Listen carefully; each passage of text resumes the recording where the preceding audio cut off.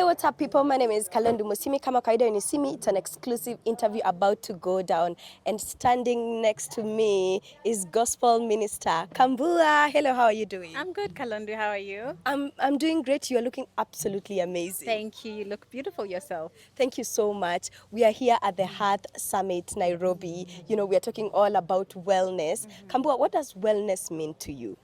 Wellness to me means being whole, physically, emotionally, just an all-around state of being your whole being in balance. Yes. Yeah. Yeah. And of course, I know because you've been at the panel with talking about loss and grief as well, that particular panel. What are some of the things you have learned? I mean, I was moderating that panel. Yes. So, what I have learned is, or rather, we have re-emphasized, is the importance of taking care of yourself because everyone goes through seasons of grief and loss. And grief and loss doesn't just refer to losing someone. It could be the loss of a job, an opportunity, you're grieving a dream. It's all sorts of things that we grieve.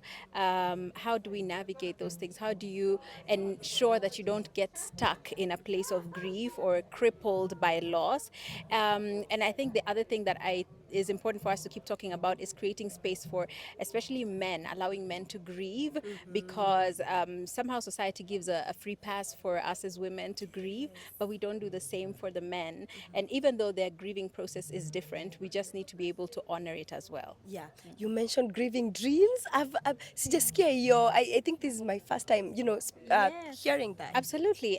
You'll hear someone who wanted to be a singer and it Yes. never happened Yeah. because life happened and you find yourself in a completely different field of work, and maybe you're and you're disappointed that there's something that you had wanted to be, and because of circumstances, sometimes illness, maybe you are not able to afford to go to that school, to music school, whatever it is.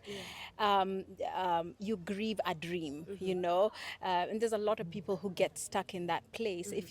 I'll take it just if you even look at our domestic workers, the people who work for us.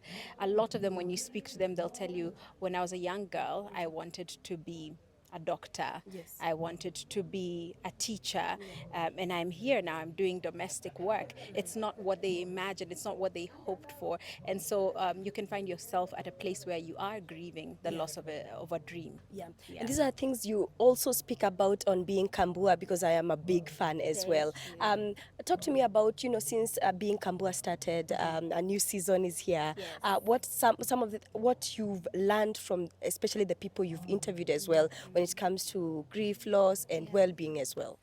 So we're in season 3 of Being Kambua, and some of the very common threads, and it's something that I've learned myself, is that grief is very messy, and grief is not linear. Grief looks different today, looks different tomorrow, and sometimes we think because maybe I had a bad day today, we think, oh my gosh, I'm not healing, but it's all a part of healing. Every day that you get up, you open your eyes, you get out of bed, you're healing. You're taking a step towards healing. And so the similarities that I find, regardless of who it is the fact that grief doesn't come properly packaged. The journey to healing is not properly packaged. It's messy. It looks, it's unconventional. You've never walked that journey before. Nobody can prepare you for grief. But, just the importance of knowing that there's more to life than this moment where I feel broken, I feel devastated, that I can look forward to something better tomorrow. Yeah.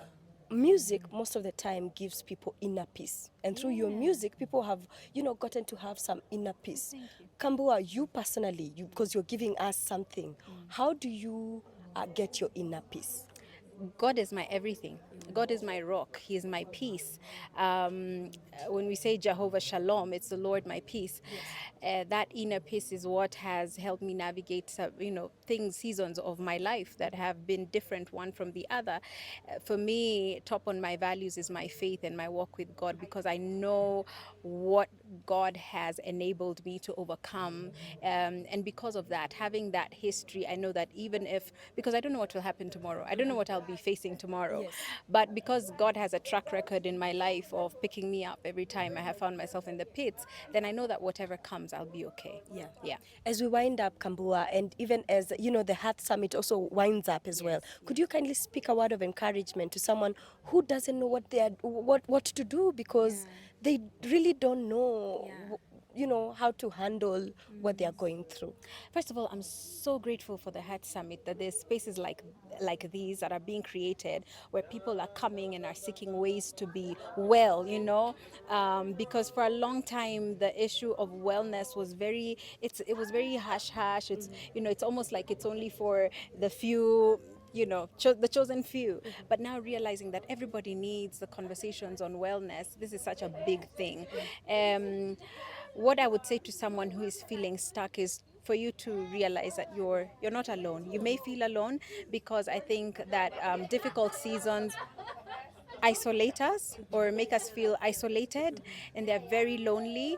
Surround yourself with a community, and community doesn't mean 100 people. It could be two friends, it could be a therapist. There's help that's available, people who will help you navigate wherever it is that you are. But don't stay by yourself. I think that's the one thing. Don't allow yourself to be isolated, because then you continue to just go down a rabbit hole.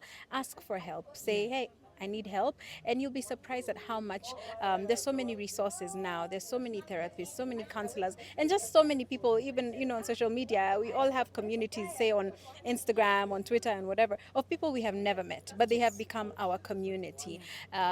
So reach out for help and know that there is more to life than this moment where you are at. Yeah. Where can we watch Being Kambua as we learn more of well-being as well? Thank you. You can watch Being Kambua on my YouTube channel. That's Kambua.